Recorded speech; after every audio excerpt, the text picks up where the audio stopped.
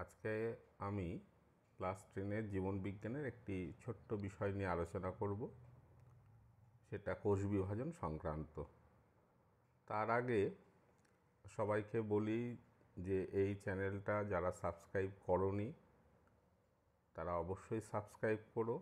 তোমাদের পড়াশোনার অনেক বিষয় এখানে আলোচনা হবে, সেই জন্যে বড়রা তারাও ইচ্ছা করলে সাবস্ক্রাইব করতে পারেন এবং সাবস্ক্রাইব করুন, আপনারাও কিছু নতুন নতুন বিষয় জানতে পারবেন। আমরা এবার পড়াশোনার বিষয়ে চলে আসি। আমরা আজকে মিওসিস কোষ বিভাজন সম্পর্কে বলবো। এই মিওসিস কোষ বিভাজন বিভিন্ন ধরনের কোষ বিভাজনের একটা বিষয়। কোষ বিভাজন মূলত তিন ধরনের হয়: অ্যামাইটোসিস, মায়োসিস এবং মাইটোসিস। মায়োসিস বা মিওসিস কোষ বিভাজন একটি বিশেষ কোষ বিভাজন। এরকম কেন বলা হচ্ছে? তার কারণ এই কোষ বিভাজন যে কোনো কোষে হয় না, বিশেষ কিছু কোষে হতে দেখা যায়। সাধারণত দেহকোষ বিভাজিত হয় মাইটোসিস পদ্ধতিতে, আবার নিম্ন শ্রেণীর জীবের ক্ষেত্রে সেটা অ্যামাইটোসিস পদ্ধতিতেও হয়ে থাকে। আর মিওসিস কোষ বিভাজন দেখা যাবে যে কেবলমাত্র জনন মাতৃকোষেই মূলত হয়ে থাকে। সেই জন্য এটি বিশেষ কোষ বিভাজন, দেহকোষে এটা হয় না। তবে একটা জিনিস বলে রাখা উচিত যে সবসময় জনন মাতৃকোষে হয় তা না। নিম্ন শ্রেণীর উদ্ভিদ, বিশেষ করে অপুষ্পক উদ্ভিদের রেণু মাতৃকোষেও কিন্তু মিওসিস কোষ বিভাজন হয়। অনেক সময় জাইগোট কোষেও নিম্ন শ্রেণীর উদ্ভিদে মিওসিস কোষ বিভাজন হতে দেখা যায়। এই ধরনের কোষ বিভাজন অনেক কারণে বিশেষ, এবং এটা দেখা যায় যে কোষগুলো তৈরি করে সেগুলো মূলত জননে অংশ নেয়। সাধারণভাবে মিওসিস কোষ বিভাজনের মাধ্যমে গ্যামেট তৈরি হয়। আর ওই যে বললাম, নিম্ন শ্রেণীর অপুষ্পক উদ্ভিদের ক্ষেত্রে রেণু তৈরি হতে পারে। আবার যেসব নিম্ন শ্রেণীর উদ্ভিদে অল্টারনেশন অফ জেনারেশন দেখা যায়, অর্থাৎ জনুক্রম দেখা যায়, তাদের ক্ষেত্রে অনেক সময় দেখা যায় যে যৌন জননের পরে মিওসিস ঘটছে উৎপন্ন জাইগোটে।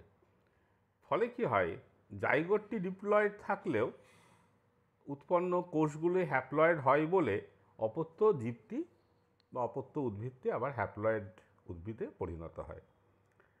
তাহলে আমরা একটুখানি মিওসিসের বৈশিষ্ট্যগুলো নিয়ে আজকে আলোচনা করব। প্রথম যে বিষয়টা, মিওসিস একটি হ্রাস বিভাজন। তার কারণটা কি? তার কারণ এখানে দেখা যাবে যে কোষগুলো তৈরি হবে, সেই কোষে মাতৃকোষের তুলনায় অপত্য কোষে অর্ধেক সংখ্যক ক্রোমোজোম থাকবে। অর্থাৎ মাতৃকোষ ডিপ্লয়েড হলে অপত্য কোষ দেখা যাবে হ্যাপ্লয়েড সংখ্যক ক্রোমোজোম যুক্ত হবে। উদাহরণ হিসাবে আমরা বলতে পারি যে একটি কোষের দেখা গেল যে রয়েছে 30টি ক্রোমোজোম ডিপ্লয়েড অবস্থা। এবার দেখা যাবে যে যখন ওইখান থেকে হ্যাপ্লয়েড কোষ তৈরি হচ্ছে মিওসিসে, তখন প্রত্যেকটা কোষে 15টা করে ক্রোমোজোম থাকছে। সেই কারণে এটাকে আমরা হ্রাস বিভাজন বলি। এই যেখানে যে পয়েন্টগুলো দেওয়া রয়েছে, হ্যাঁ, সেই জন্য আমরা প্রথম পয়েন্টে দিয়েছি যে ক্রোমোজোম সংখ্যা অপত্য কোষে অর্ধেক হয়, অর্থাৎ অর্ধেক সংখ্যক ক্রোমোজোম অপত্য কোষে থাকে। আর কি বলা হয়েছে? আর বিশেষ অন্য বৈশিষ্ট্যগুলি, একটি কোষ থেকে 4টি অপত্য কোষ তৈরি হয়। এটা তো স্বাভাবিক যে আমরা যাকে জানি, যখন কোষ বিভাজনের সূচনা হয় ইন্টারফেজে এস উপদশায় ক্রোমোজোম সংখ্যা দ্বিগুণ হয়ে যায়। ফলে ওই যে বললাম 30টা ক্রোমোজোম যুক্ত যখন একটি কোষ মিওসিসে প্রবেশ করে, প্রথমে তো তার ইন্টারফেস থাকবেই, এবং তখন দেখা যাবে যে তার ক্রোমোজোম সংখ্যা দ্বিগুণ হয়ে গেছিলো, অর্থাৎ 30টা থেকে 60টা ক্রোমোজোম হয়ে গেছিলো। এবার দেখা যাবে যে ওই মিওসিস দুবার ঘটবে বা মিওসিসের সময় দুবার বিভাজন ঘটবে। একটা প্রথম মিওসিস, তখন দেখা যাবে যে অর্ধেক সংখ্যক ক্রোমোজোমযুক্ত দুটো কোষ আসবে, অর্থাৎ প্রত্যেকটা কোষে দেখা যাবে যে ক্রোমোজোম অর্ধেক হয়ে যাবে, কিন্তু প্রত্যেকটা ক্রোমোজোম দুটো করে ক্রোমাটিড যুক্ত অবস্থায় থাকবে। হ্যাঁ, ফলে যখন দ্বিতীয় ডিভিশন হবে তখন দেখা যাবে যে দুটো থেকে চারটে কোষ তৈরি হবে এবং প্রত্যেকটা কোষে সে অর্ধেক সংখ্যক ক্রোমোজোমই থাকবে, অর্থাৎ 15টা করে ক্রোমোজোমই থাকবে, 30টা দিয়ে শুরু হয়েছিল, কিন্তু প্রত্যেকটা ক্রোমোজোমে একটা করে ক্রোমাটিড থাকবে। এটা তোমরা সবাই খেয়াল রাখবে যে যখন ইন্টারফেজে ক্রোমোজোম সংখ্যা দ্বিগুণ হয়, অর্থাৎ প্রত্যেকটা ক্রোমোজোম আর একটা ক্রোমোজোম বানায়, তখন সেই ক্রোমোজোমগুলো কিন্তু বিচ্ছিন্ন হয়ে যায় না, যে মাতৃ ক্রোমোজোম থেকে তৈরি হলো তার সাথেই সেন্ট্রোমিয়ার দিয়ে লেগে থাকে। ফলে 30টা ক্রোমোজোম ইন্টারফেজে সে 30টা ক্রোমোজোমই তৈরি করে, কিন্তু সেটা দুটো করে ক্রোমাটিড যুক্ত ক্রোমোজোমে পরিণত হয়, প্রত্যেকটা ক্রোমাটিড একটা করে ক্রোমোজোম। সেই কারণে যখন মিওসিস 1 মানে প্রথম ডিভিশনটা শেষ হয়ে যায়, তখন দেখা যায় যে 15টা করে ক্রোমোজোমযুক্ত দুটো কোষ তৈরি হয়েছে, অর্থাৎ মিওসিস 1টাই হচ্ছে হ্রাস বিভাজন। এবং যখন মিওসিস 2 হয়, অর্থাৎ দ্বিতীয় বিভাজন হয়, তখন সেটা পুরো মাইটোসিসের মতন, কিন্তু ইন্টারফেস থাকে না। হ্যাঁ, ফলে দেখা যাবে যে সেই যে 15টা করে ক্রোমোজোমযুক্ত কোষ তৈরি হলো, তার থেকে আবার দুটো করে কোষ তৈরি হবে, মানে মোট দুটো দুটো চারটে কোষ তৈরি হবে এবং প্রত্যেকটা কোষে 15টা করে ক্রোমোজোমই থাকবে, যেহেতু সমবিভাজনের মতন ঘটবে, এবং প্রত্যেকটা কোষে 15টা ক্রোমোজোম থাকলেও সেগুলো একটি করে ক্রোমাটিডযুক্ত ক্রোমোজোম তৈরি হবে। সেই জন্য আমরা বলেছি যে একটি কোষ থেকে 4টি অপত্য কোষ তৈরি হয়। এবং দেখো তারপরে 3 নম্বর পয়েন্টে বলেছি 2বার কোষ বিভাজন ঘটে। তারপর একটা খুব ইন্টারেস্টিং পয়েন্ট দিয়েছি যে অপত্য কোষে পরিবর্তন আসে। তাহলে কিসের পরিবর্তন আসবে? অপত্য কোষে ক্রোমোজোম সংখ্যার পরিবর্তন আসবে, অর্থাৎ অর্ধেক ক্রোমোজোম হবে এবং সেই ক্রোমোজোমগুলো একেবারে হুবহু মাতৃ ক্রোমোজোমের মতন হবে না। তার কারণ প্রথম মিওসিস কোষ বিভাজনের প্রোফেজ দশায় দেখা যাবে ক্রসিং ওভার বলে একটি ব্যাপার ঘটবে এবং জিনের পরিবর্তন ঘটবে বা জিনের বিন্যাসের পরিবর্তন আসবে। ফলে কি হবে যে এই অপত্য কোষের মধ্যে কিছু কিছু পরিবর্তন, জিনগত পরিবর্তন থাকবে।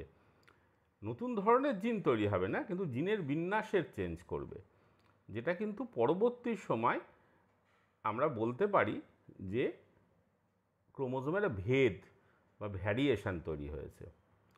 ক্রোমোজোম সংখ্যা অর্ধেক হলো, 4টে কোষ তৈরি হলো, কিন্তু প্রত্যেকটা কোষে হুবহু মাতৃকোষের মতন ক্রোমোজোম বা থাকবে না। সেখানে আরেকটা জিনিস খেয়াল রাখতে হবে যে যখন দুটো সেটে ক্রোমোজোম থাকে, হ্যাঁ, অর্থাৎ প্রত্যেকটা সেট একটা করে ক্রোমোজোম, সেটের ক্রোমোজোমগুলো আসে মাতৃদেহ থেকে, একটা সেটের ক্রোমোজোম আসে পিতৃদেহ থেকে। ফলে যে এই যে আমরা বলছি যে ডিপ্লয়েড ক্রোমোজোম সেটযুক্ত একটি কোষ বা মাতৃকোষ, জনন মাতৃকোষ, সেই যখন বিভাজিত হচ্ছে তখন দেখা যাচ্ছে তার মধ্যে যে সমসমস্ত ক্রোমোজোমগুলি তৈরি হচ্ছে, অর্থাৎ ক্রোমোজোমগুলো জোড়ে একই রকম ক্রোমোজোমের তো দুটো করে সেট থাকে, বা দেখা যাবে প্রত্যেকটা সমসমস্ত ক্রোমোজোমে দুটো করে ক্রোমোজোম থাকে। তা সেই দুটো ক্রোমোজোমের একটা কিন্তু পিতৃ ক্রোমোজোম, একটা কিন্তু মাতৃ ক্রোমোজোম। এবং দেখা যাবে যে যখন ওই মিওসিস ঘটার সময় প্রথম প্রোফেজে যখন ওই ক্রসিং ওভার বলে ব্যাপারটি ঘটবে, তখন ওই যে পিতৃ ক্রোমোজোম ও মাতৃ ক্রোমোজোমের মধ্যে ক্রসিং ওভার ঘটছে। ফলে অপত্য কোষের যে ক্রোমোজোমগুলোতে দেখা যাবে যে একেবারে হুবহু পিতৃ ক্রোমোজোম বা হুবহু মাতৃ ক্রোমোজোমের মতন নাও থাকতে পারে।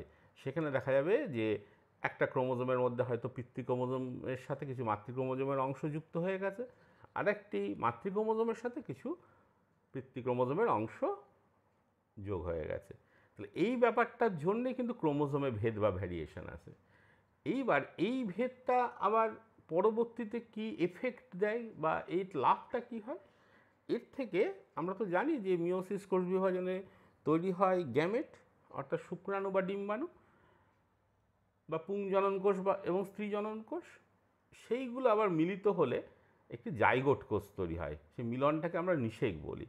ফলে নিষেকের সময় আবার কি হচ্ছে, ডিম্বাণু থেকে মাতৃক্রোমোজোমগুলি আসছে, তার একটি হ্যাপ্লয়েড সেট আসছে, এবং শুক্রাণু থেকে পিতৃক্রোমোজোমের হ্যাপ্লয়েড সেট আসছে। ফলে সেই ক্রোমোজোমগুলো যখন ওই জাইগোটের মধ্যে অবস্থান করছে, যখন জাইগোট কোষটি বিভাজিত একটি ভ্রূণ এবং তার থেকে একটি উদ্ভিদ বা প্রাণী তৈরি করছে, তখন দেখা যাচ্ছে তার মধ্যে ওই পিতৃক্রোমোজোমের জিন এবং মাতৃক্রোমোজোমের জিনের যে ভ্যারিয়েশনগুলো তৈরি হয়েছিল মিওসিসে, তার এফেক্ট দেখা দিচ্ছে। ফলে এই যে ক্রোমোজোমের মধ্যে যে ভেদ বা ভ্যারিয়েশনগুলো এলো, সেটা তখন জীবদেহে প্রকাশ পাচ্ছে। সেই কারণে একটি জীব একেবারে হুবহু মাতৃ বা পিতৃজীবের মতন হয় না। এটাই কিন্তু মিওসিসের অন্যতম তাৎপর্য একটি, যে একেবারে মিওসিসের ফলে যে কোষগুলো উৎপন্ন হচ্ছে তারা জনন শেষ করে যখন অপত্য জীব তৈরি করছে, তাহলে তারা একেবারে হুবহু জনিত্রী জীবের মতন হচ্ছে না। আর একটা সুবিধা কি, যে তাদের ভ্যারিয়েশান আসছে, তাদের জিনগত পরিবর্তন আসছে বা জিনগত বিন্যাসের পরিবর্তন আসছে বলে তারা প্রকৃতিতে মানিয়ে নেওয়ার ক্ষমতা অর্জন করছে বেশি তুলনায়। আর একটা হচ্ছে যে জীবের ক্রোমোজোম সংখ্যা বংশ পরম্পরায় এক থাকছে। হ্যাঁ, কেননা যখনই দুটি জীব মিলিত হচ্ছে, দুটি জননকোষ মিলিত হচ্ছে, তখন দুটো জননকোষে হ্যাপ্লয়েড সংখ্যক ক্রোমোজোম থাকছে, ফলে আবার সেই ডিপ্লয়েড সংখ্যক ক্রোমোজোমযুক্ত জীব তৈরি হচ্ছে। যদি এটা না হতো তাহলে কি হতো, তাহলে দেখা যেত যে প্রত্যেকটা জেনারেশনে ক্রোমোজোম সংখ্যা বেড়ে যেত, ফলে জীবের বৈশিষ্ট্য একরকম থাকতো না, অর্থাৎ নতুন নতুন জীব প্রত্যেকটা জেনারেশনে তৈরি হতো। এটা কিন্তু কখনোই প্রকৃতির কাম্য না। সুতরাং প্রকৃতি তার নিজের সত্তাকে টিকিয়ে রাখার জন্যে, বা প্রকৃতিতে বিভিন্ন জীব তার নিজের সত্তাকে টিকিয়ে রাখার জন্যে মিওসিসটা সবথেকে বেশি সাহায্য করছে জীবকে। ফলে একটি জীব তার হুবহু একরকম না হলেও নিজের সন্তান সন্ততি তৈরি করছে, যেটা প্রকৃতিতে একই রকম প্রজাতি হিসাবে বংশ পরম্পরায় থাকছে।